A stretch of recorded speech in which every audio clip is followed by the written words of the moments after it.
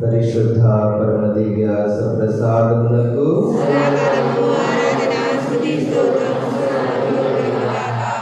పితలకు పుత్రులకు పవిత్రాత్మకు మహిమ కలుగునగాక.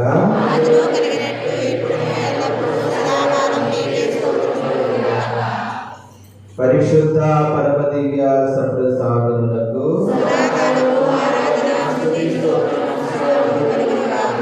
పితలకు పుత్రులకు పవిత్రాత్మకు మహిమ కలుగునగాక.